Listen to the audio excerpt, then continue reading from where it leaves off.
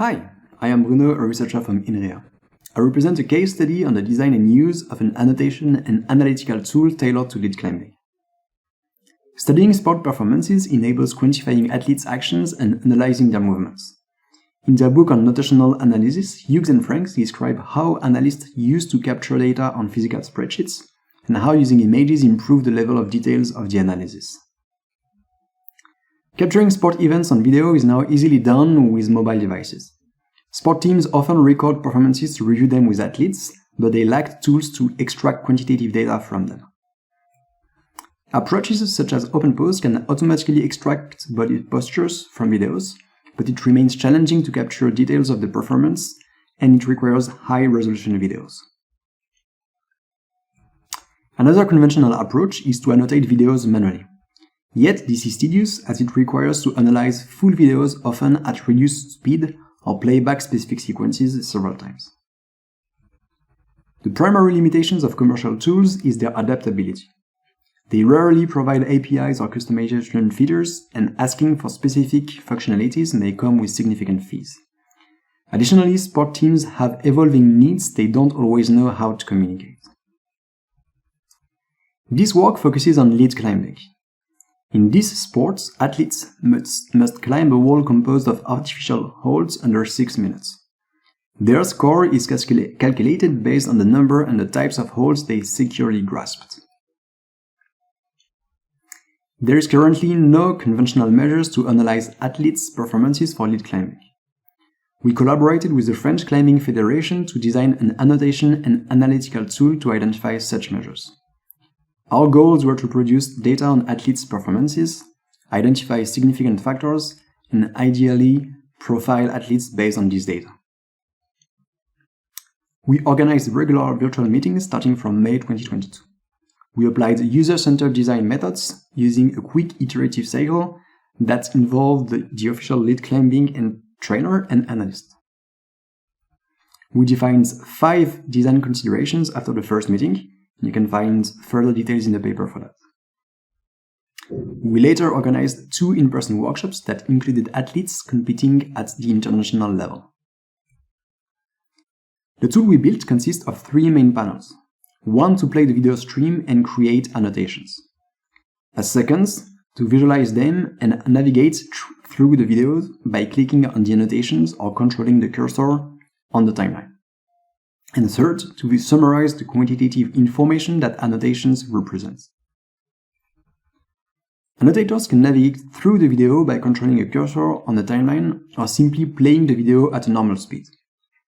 They can produce annotations by clicking on dedicated icons in a sequencing panel. They can also produce annotations using keyboard shortcuts that are exposed to support quick selections.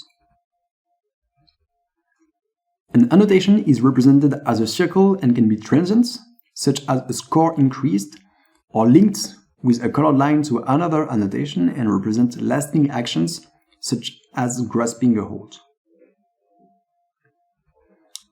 The last panel presents plots that depict the cumulated or average holding and resting times for both hands, or the score evolution and climbing speed. Analysts can select a period of time to filter data out, which enables focusing on a specific section or specific sections of the route.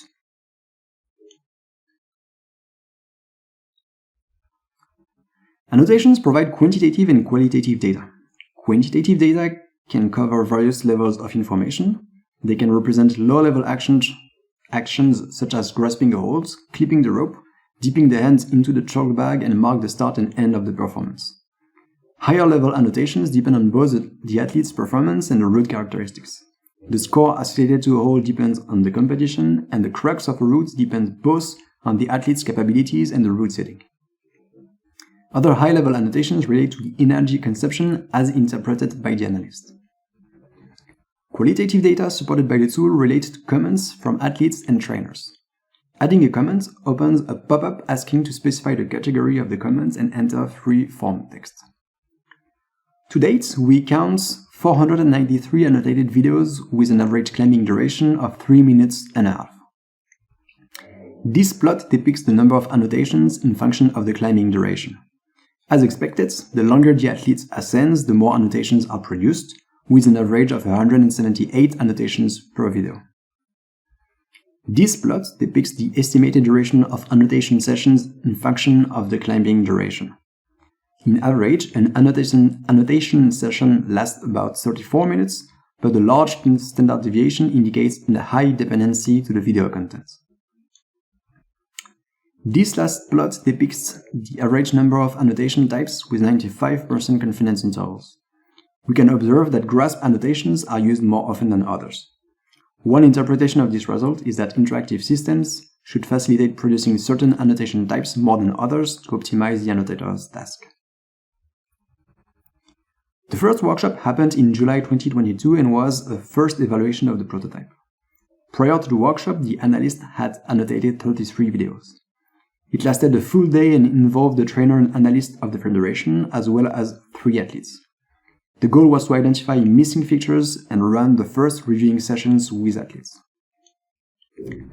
Through this workshop, we learned that the trainer and analyst focused exclusively on either qualitative and quantitative data.